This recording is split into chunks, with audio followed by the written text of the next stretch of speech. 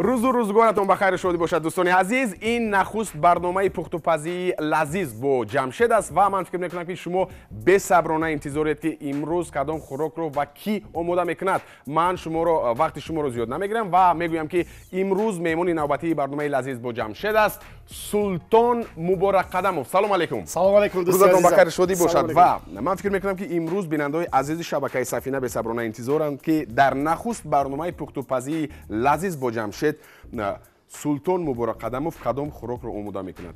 بله، سر اول گفتنیم که خیلی خرسندم شدم که شما ما را برای این برنامه خودتون دعوت کردید. سلامت باشند. خوب با تماشابینان گفتنیم که باز از یک چه خیلی گویم که کلکسی از خورش‌های مردمی ایتالیا، یعنی امروز ما دیدن میکنیم از خب دسترخوان یا خورد همون خورد و خوراک ایتالیایی. بله خیلی خوب. خب چی آماده میکنیم امروز؟ خب چه خیلی که در تمام طربخانه در قهوه‌خانه منیو هست. بله. یک نامگوی خوراک. نامگوی خوراک. اینا که امروز ما با شما با همراه شما جمشید جون سه نمود یک خورش و دو نمود خوراک ایتالیایی رو آماده میکنیم. نندای عزیز بار دیگر به سهم شما میرسونم که امروز سلطان مبارک قدموف آماده میکند یک نوع خورش و دو نوع خوراک. این هم باشد از انمون خوراک های ایتالیایی می باشد. من فکر میکنم که بسیار بالعزت می آید. به صبرانه من انتظارم که کدام محصولات لازم است. بار دیگر برای شما خودی سلطان میگوید. میگذاریم با انمون محصولات که در اینجا هست. در برنامه لذیذ دوستی عزیزم با شما همچون شما به من کمک میرسونید. اینا که امروز برای خورش ایتالیایی پاپکورن و سالاد جواری مکدر کار میشد. کمی از نخودی سبز بیاریم خود سبزواتو کبودی ها بادرینگ پامیدور و شلغم سرخ که دادری شلغم کلان میشود. بعد از یک لحظه برمیگردیم بسیار بالعزت میشود. خب اکنون چون سلطان با من گفتم محمد خیلی که من با شما گفتم شما امروز یاردمچی من هستید و با من کمک میرسونید. خورش امروزه با ما از این محصولات هایی که ما در اولی برنامه گفته بودیم خود استفاده میبریم. خب در برابر اونه که شما خوراکای این برای من است. بله این برای شما است. گوناگونی دیگر کشورها رو آماده میکنید. امروز خب خوراکای تاجیکی رو نیز عموما شما آماده میکنید. همین طور است؟ بله چند سالی تجربه کاری آشپزی داره شما؟ قریب 18 سال شد. 18 سال بیننده 18 سال شد. از این 18 سال این چی میگن مدتی کوتاه نیست. ما چی شروع میکنیم؟ من چیکار کنم؟ شما باید شما طرز ریزه کردنی سبزوات رو نشون بدید با همین طرز کمی کلانتر کمی مایده‌تر شما بریده.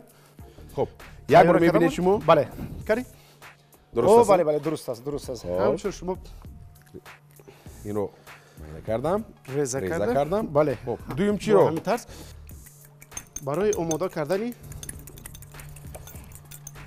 این خورشی که ما امروز تیار کرده استادم برای آماده کردن کلچچه های جواری مکدار. این بکنید جواری کما. بله یگون کوکریزچه گویم. خیلی کوکریزچه. اساسش این که مردم وقتی که میبینند خب این از نواربرداران ما خب وابسته است که چگونه نشون میدن. جمشید جان برای آماده کردن کلچچه های جواری مکدار خب یک تخم لازم می شود. اون رو با آرد آمیخته میکنیم. خوب بعد از آن وقتی که این همش آمیخته شد کمی نمک مرچ کمی مرچ. بله این کدبانو ها نه تنها کدبانو در خانه میتوانند کسی یکی اگر گویم که بسیار تیزی رو ناز میبینند میتوانند تیزی رو استفاده برند. نگفتن هموند که آشپزان بهترین و مشهورترین دنیا نیز مرد هستند. ما نیز میتوانیم گفتی گپ خو. چیکار میکنیم اکنون اینجا؟ واقعا دوستان عزیز بینندگان گرامی من بسیار برنامه‌های پخت و پزی رو از دیگر شبکه‌ها تماشا میکنم و باید بگویم که بسیار میخوام مثل همون تیز میده کردن رو یاد گیرم. باور کنید خب برای همین خیلی که در خیلی اولی تجربه آموزی خب در اولی تجربه آموزی آشپزی من خود 2-3 قبچه پیاز رو میگیرید برای مانتو ریزه کردن چون این است یاد بگیرید. اگر ریزه کردن رو در سطح اولی باید یاد بگیرید حتما باید کار کرد. بله 2-3 قبچه در توی و مرکه ها برای که استفاده میبرم برای سامبوسا و برای مانتو باید ملکه خود را استعداد کنید. برای همین روش دید با اینک شما ریزه کرده استفاده همش رو بعد ما آمیخته میکنیم. خب یعنی من اون را داره که من باید که زودتر کم سر نشه نباید کمتر. بله من در احساس چگونه باید باشد وقتی که شخص با آماده کردن خوراک شروع میکند؟ من فکر میکنم که وقتی که شخص در یگون طرفخانه فعالیت کند کار کند البته که در اونجا باید که سرعت زیاد باشد. بله در خانه باید که آرامانه و اینچنین در ملکه نشون میدهد که در وقتی که همچون میگویند که آشپزها پروفسیونال میشوند اوجه کمی کارشون سبک میشود اوجه یاد میگیرند البته یاد میگیرند و همو حراسی که در اولی کار بود دور میشود. بله دور میشود و شما میتوانید با احساسات و سر اول در آشخانه وقتی که شما میپزید خوراک لذیذی نگفته نماند چی در خانه چی در کارخانه باید با دل خوش با خرسندی و روحیه بالیده کار کنی و پخت و پز کنی. اینک تا اندمی که شما خودش رو سبزوات رو ریزه کرده استودید من در اینجا کلچچه های لذیذی خب در این از آغاز چیکار کردیم؟ برید دیگر من برای شما بیننده‌های عزیز میگویم که چیکار کردیم. سر اول خب من میده کردم همین چی میگویند کبودی رو، بعداً شلغمچه، بودیرینگ، پامیدور مونده است. سلطان چیکار کرد؟ سلطان خب من آرد رو با جوری مکه آمیخته کرد. کمک آب انداخته ما. بله کمک تخم خوبش که آب باید که گرم باشد، کمتر تخم و خاکه های خوشبوی کننده موافق. بله این رو بعد سراسیما نمیشویم برای اینکه در وقتی تیار کردن این نمودی خوراک کلچچه ها رو بسیار نمک و چی نمیکنیم دوستی عزیزم. زیادتر نمیکنیم ها؟ بله. الکی من اجرا کردم وظیفه خود رو و وظیفه دوده سلطان رو باری کامل دارم که سهم من نیز در این خورش خواهد بود. خوراک ایتالیایی نام دارد پاپکورن سالاتو. یعنی ترجمهش رو هر یک ما میدونیم چگونه است. پاپکورن سالاتو یعنی که خورش از جواری مکه و دیگر سبزوات. خیلی خوب. خب یک بار دیگر من زودک با بیننده ها میگم. خب دوستان عزیز تشکر که با ما پیوستید و اون نفرانی که نوکک به شبکه سفینه پیوستن. بار دیگر میگویم که شما برنامه لذیذ با جمشید رو تماشا دارید. مهمانی من هستند سلطان مبارک قدموف.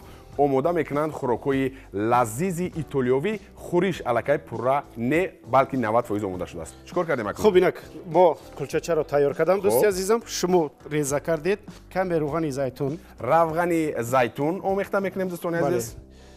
در اکثریت خوریشو با ما معلوم است بله برای اینکه ایتالیایی ها روغن زیتون رو اکثریت در همه چیز استفاده میبرن و فایده آور نیز هست. بله خب برای اینکه ظرفی چیز نداریم ما با همین طرز شما میتوانید کمی از نمک خب کمی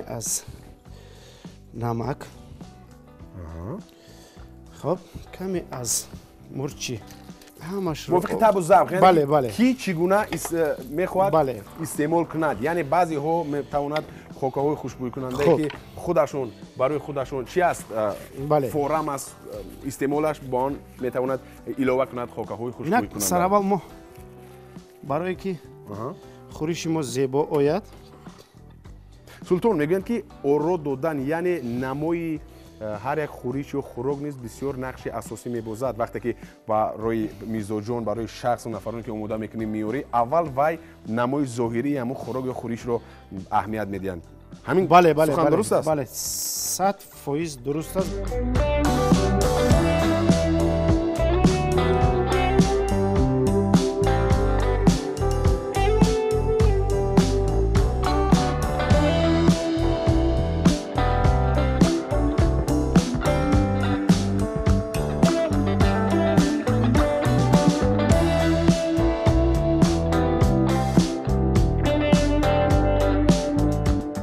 بیننده‌های عزیز خورش ما آماده شد و ببینید که چگونه است من سهم دارم در اینجا و واقعا هم وقتی که آشپزی کسبی آماده میکند بی‌شبهه نمایش نیز زیبا است و بسیار لذیذ است کمک میچشیم شروع میکنیم با آماده کردن خوراکو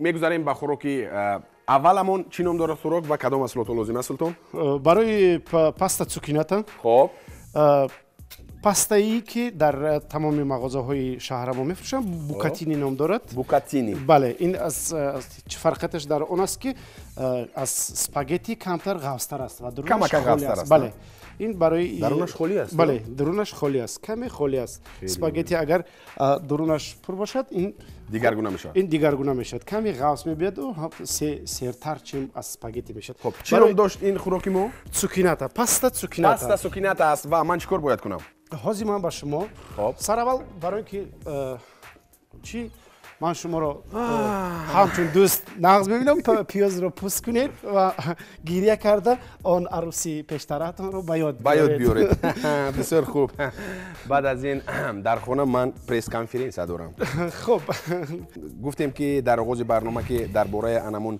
خب محضری که شما قریب تقریبا 10-15 سال پیش همچون نماینده تاجیکستان در محضر روسیه کوین میگویند شما پیشبری میکردید؟ ده پیشبری میکردیم و چگونه بود از چی آغاز کردید؟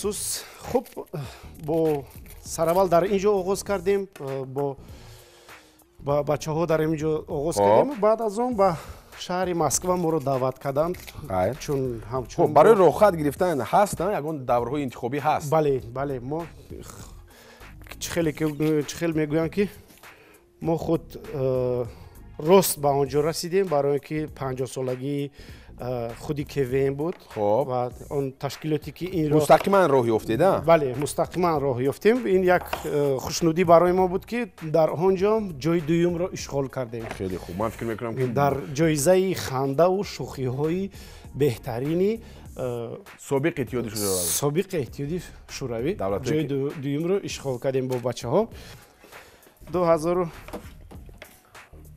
سال خب با موفقیت دانشگاه دولتی آموزگاری شهر دوشنبه را به نام قندیل جورایف که حاضر سابق قندیل جورایف بود خط کردم حاضر که صدری عینی نام دارد خوب با شهر مسکو رفتد تحصیلات خودم رو در ساحه خوراکپزی خوراکواری دوام دادم در مسکو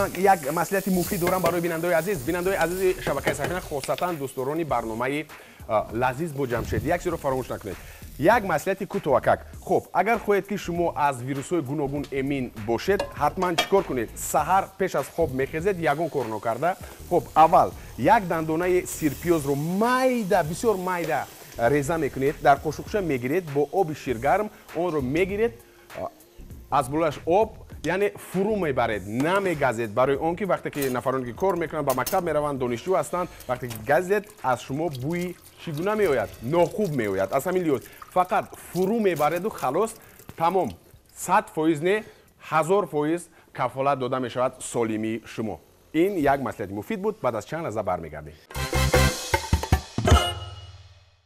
پاستا цукината با پاستا بوکاتینی یعنی با توجیه اگر ترجمه کنیم میشود که ماکارون با бо кабачок гӯем. Кабачок ё шалғамча, шалғамча гӯем. Ё додари баклаҷон гӯем мешавад. Бале, бачаи холаи баклаҷон. Баклаҷон, бале. Бачаи холаи баклаҷон. Аллакай, хуб. Шумо реза кардед? Реза кардам, рӯзе кардам. Рӯзе кардем, реза кардем. Гӯшти мурғ, ҷои лам ё худ филе мегӯянд, онро майда кардам. Бо руғани зайтун, пиёз андохтем. Тондам, инҷо аллакай макарон ҷӯшида истодааст. Хеле хуб.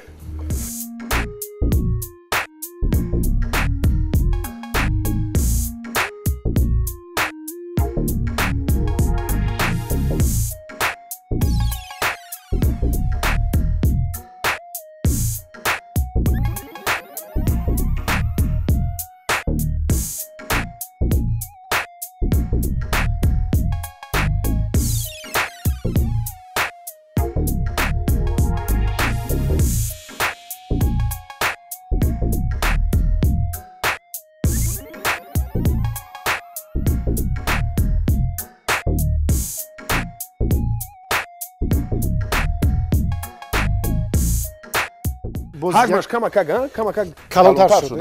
Бинед камакак.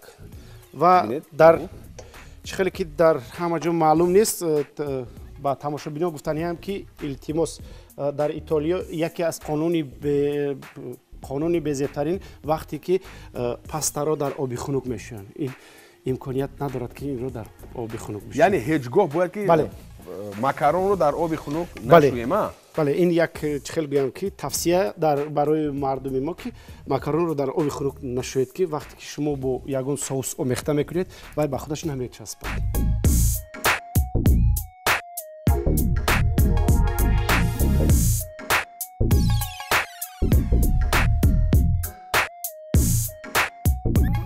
гӯем ки сливки омода мекунем. Яъне илова мекунем. Бале. Биҷӯшад. ғафстарак шавад. Ин дар вақти ҷӯшиданаш шумо мебинед ки каме равғанокиаш мебароду таъми худашро зиёдтар мекунад ва ба камтар аз сабзавотҳои кабудиҳои тарутозаи тоҷикистони азиз илова мекунем.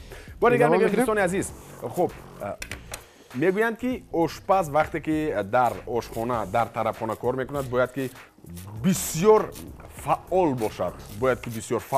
Барои чӣ? Барои ин ки вақте ки мизоҷон бисёр мешавад бояд ки зуд хӯрокро кард. Дар баробари ин бояд ки чӣ бошад? Эҳтиёткор бошад. Ҳамин тавр аст?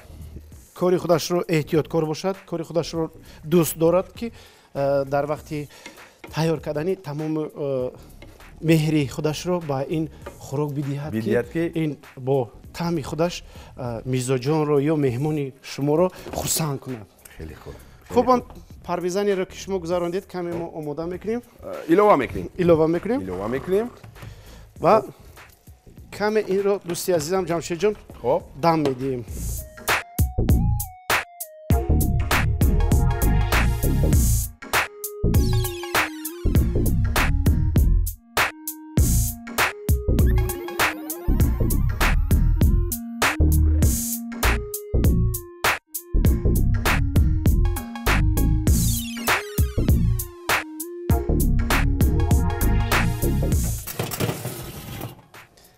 خب کامینا چند دقیقه باید ایستاد؟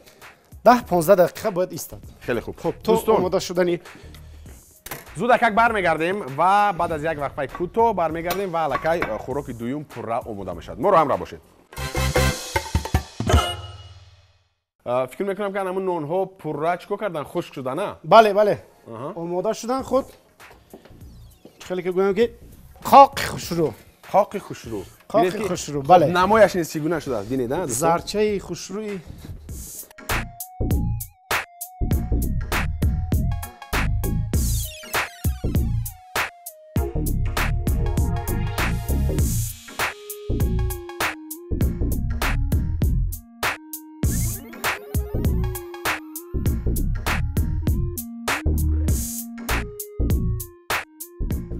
dosti azizim.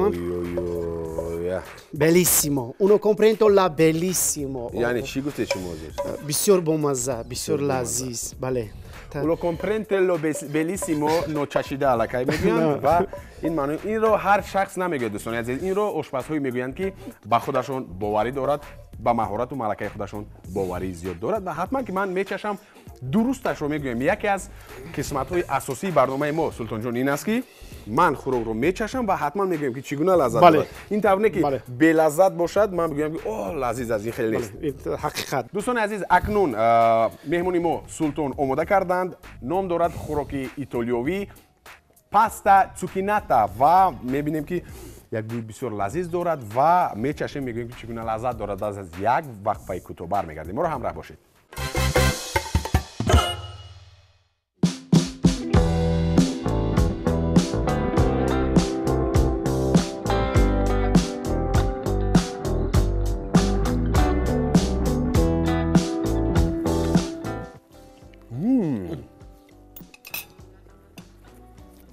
чун ҳар вақта каме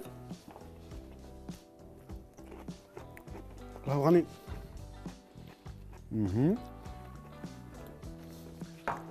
Султон, агар каме намакаш кам бошад шумо метавонед. не, барои ман кифоя аст. бисёр лазиз аст.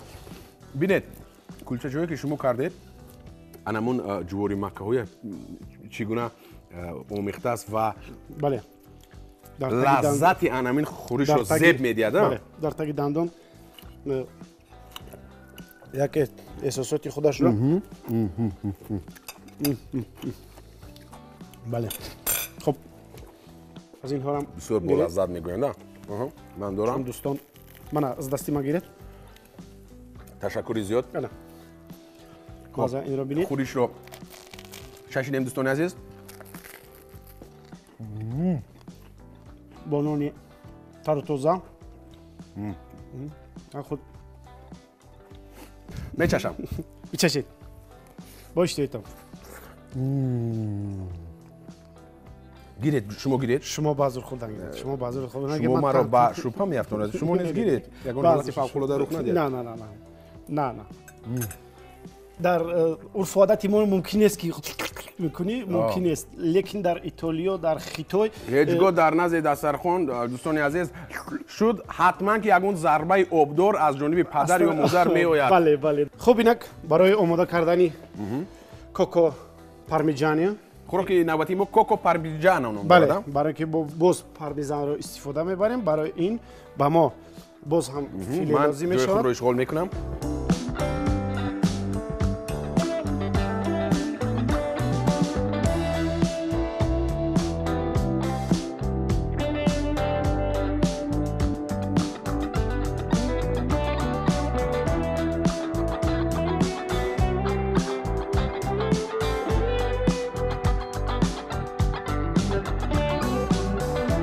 то ин дам чикор кардан Султон? Ман аллакай сабзавотро реза кардам ва дар ин ҷо тайёр кардам филе ё худ гӯшти лаҳми мурғро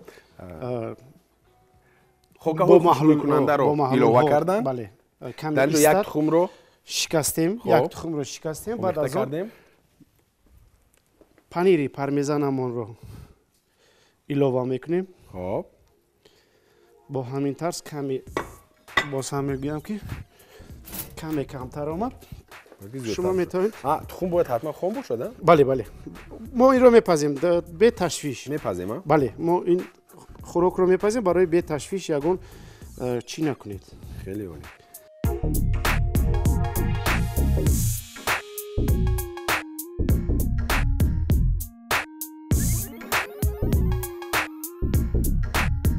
барои ҳар як ошпаз масалан аз ҳама таърифи асосии амин аст ки ташаккури зиёд воқеан ҳам як хӯроки бисёр болаззат ҳамин аст. бале бале. дар вақте ки баҳои баландтарин барои ҳар як ошпаз аст. бале.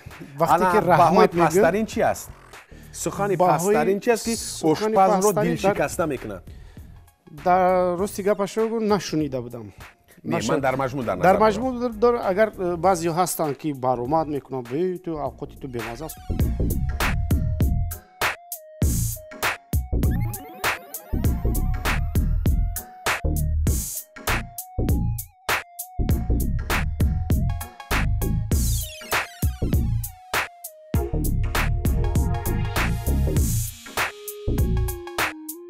دوستان عزیز، اون افرادی که نوکک به شبکه سفینه پیوستن، بار دیگر میگویم که شما برنامه لذیذ با جمشید رو تماشا دارید و امروز خب سلطان مبارک قدموف آشپز بسیار هم ماهر و کسبی خوراکای لذیذ ایتالیایی رو آماده کرده ایستادند. الکی یک خورش رو آماده کردند. اینک خوراک دوم و خوراک آخران است. نام دارد کوکو پارمیجانو که الکی چیکار کرده است که تا 50% آماده شده است. چیکار میکنید؟ خب اینک چند دقیقه شد؟ 15-20 دقیقه باید که این 15-20 نه 10-15 دقیقه این تف گیرد. سر اول میگیم که گوشت مرغ رو گرفتیم. خب با تخم خام آمیخته کردیم. آرد، محلول خوشبوی کننده. خیر. و پنیر پارمیزان رو ما در دور پوشیدیم در بالایش؟ بله. با کمتری دیگه باز از بالایش میپوشیم. این رو خب کاتبانوها در خانه خودشون میتونن خوب تماشا بینونی عزتمند میتونن این رو آماده کنن. یگان قینی ندارد. یگان قینی ندارد. این آسان با لذت است. بله. در برابر اونه که بیننده عزیز خوراکای ملی تاجیکی رو آماده کردنش رو حتما و حتما آموزید، یاد گیرید، زیرا خوراکای ملی با لذتند، لذیذند و با لذت با مزه‌ترند. بله. از همین لحاظ خواهید که آشپز ماهر رو درجه بین المللی باشید، حتما که باید از خوراکای ملی خودتون سر کنید آماده کردنش رو. وقتی که خوب یاد گرفتید، آموختید، بعدا شروع کنید به آماده کردن خوراکای دیگر خلقیت و ملت ها. بعد از این چیکار میکنیم؟ بعد از این رو گرفته با تفدان میگذاریم و تا دمی که این در تفدان میستد ما محلول مخصوصی این رو که در بالایش میریزیم. خیر. برای این بله پنیر ملایمی ویولا رو گرفتیم. حاضر ما آماده میکنیم. در اینجوری تماشا بینید وقتی که شما چیز رو گرفتید، مرغتون رو گرفتید، روغنش رو نپرتید. لازم میآید. بله.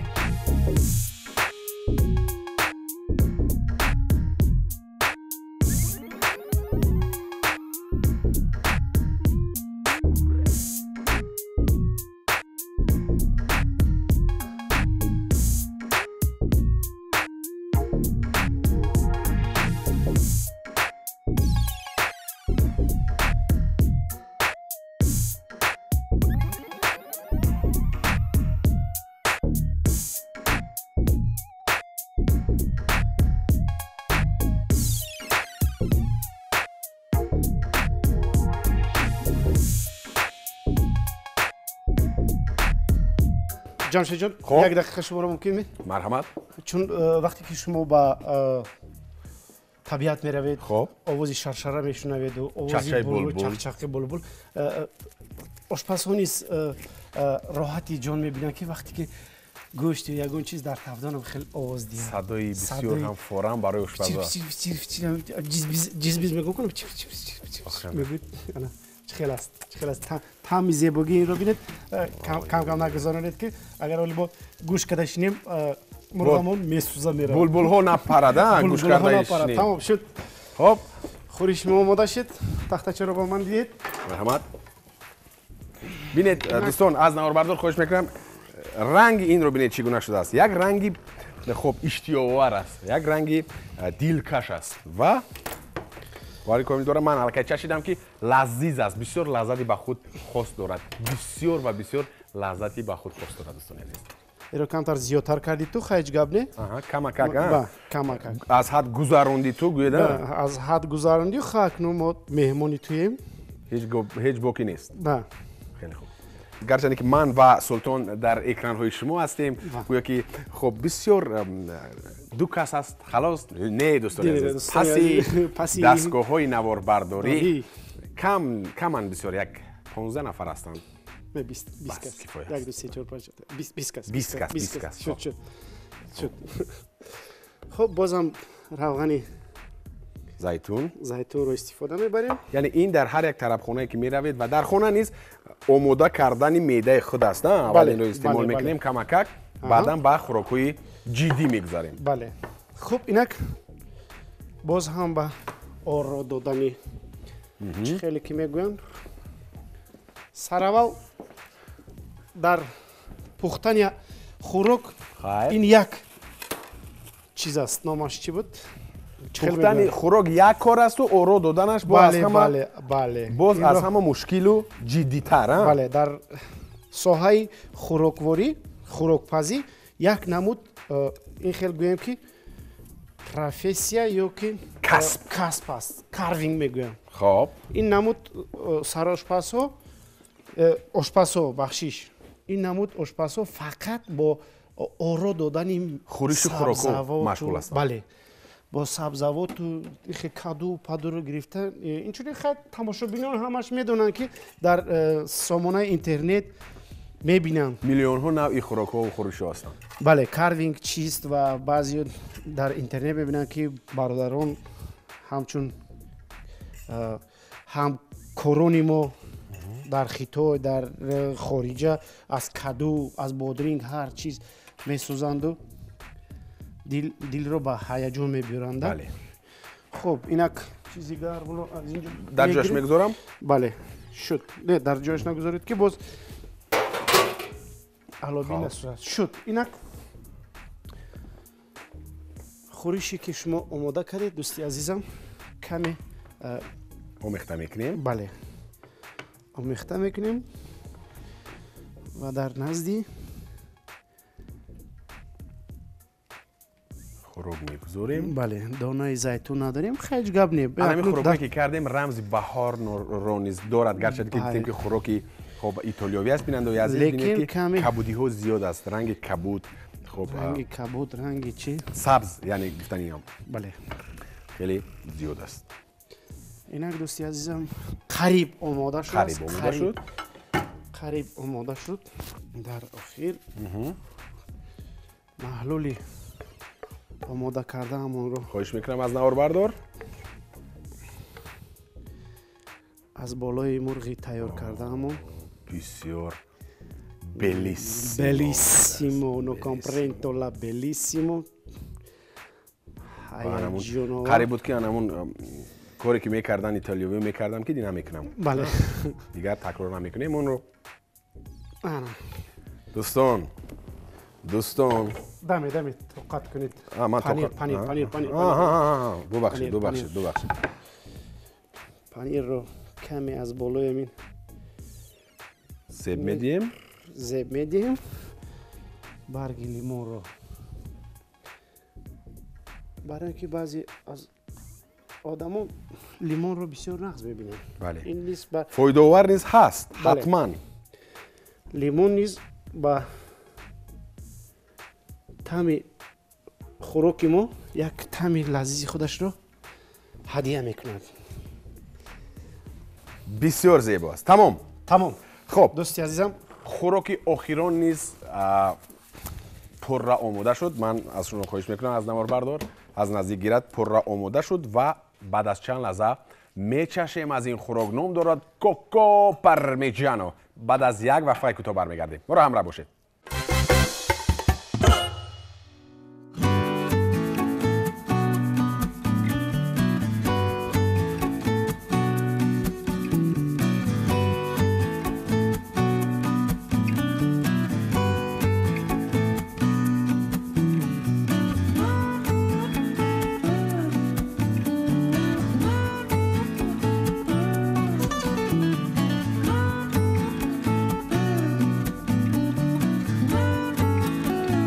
دوستان عزیز بالاخره آماده شد خورش و خوراک هایی که سلطان مبارک قدم و امروز در برنامه لذیذ با جمشید آماده کردن. الکی ما از خورش چشیدیم. نام داشت چی نام داشت؟ پاپکورن و سالاتو همچنین پاستا سوکیناتا و اکنون میچشیم خوراک اساسی همون رو. اینم نام دارد کوکو پارمیجانو. میچشیم. مرحمت. خب مرحمت. اول شما گیرید. شما گیرید. من نیست در وقتی تیار کردن این خیلی من میخوام شما با من شد من با شما میگیرم استعمال نمایید. بله. خب شما از من خفه نشوید. نه. کمی با دو کاسه ما این رو تیار کردیم. باز هم یک طعم و مزه خودش رو با خودش بخشیدیم و با بینید که همون محلولی که آماده کردید چگونه زیب و لذیذ زیب داده است. نه؟ بله. گفتن نموند که سلطان مبارک قدموف از عهده پختن خوراک‌های لذیذ تاجیکی نیز در سطح بلند میبراید. تشکر زیاد که شرکت کردید، مهمانی برنامه ما شدید. بسیار با شما برنامه رو بردن راحت است. من فکر میکنم که اون نفرانی که ما رو تماشا کردن حتما میچشند از این خوراک‌ها پیش از اونی که چشند باید که آماده کنند. و سلطان در آخر برای بیننده‌های شبکه سفینه، برای دوستداران برنامه لذیذ با جمشید چی گفتنی هستی؟ خوشی های زندگی را آرزومندم. خب سر اول با شما سلامت باشید، خرسند و خوشحال باشید، زنده باشید. همیشه مهمانانی گرامی قدر رو فریاد کنید، نیز باز ما رو فریاد کنید حتما. اینک با تمامی تماشابینان خواهش مندم که هر روز احساساتی نو رو پیدا کرده،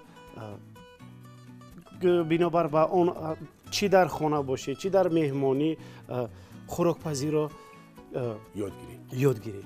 خیلی خوب. استعداد یابید، کوشش کنید که با مزه تر شود. باز هم با مزه تر شود. تشکر زیاد برادرم سلطان. با شما برای کارهایتون در کارهای آینده موفقیت، پیشروی، رشد، موفقیت خواهانم و من فکر میکنم که شما رو دیده باز انمون نفرانی که خوردن پخت و پز رو دوست می‌دارن باز الهام میگیرن و خوراک‌های لذیذ آماده میکنن. تمام. بیننده‌های عزیز، اینجا باشد برنامه نوبتی لذیذ با جمشید با آخر میرسد. تا دیدار نوبتی همیشه سلامت باشید، خوراک‌های لذیذ تاجیکی و خارجی رو استعمال کنید. خیر دوستان.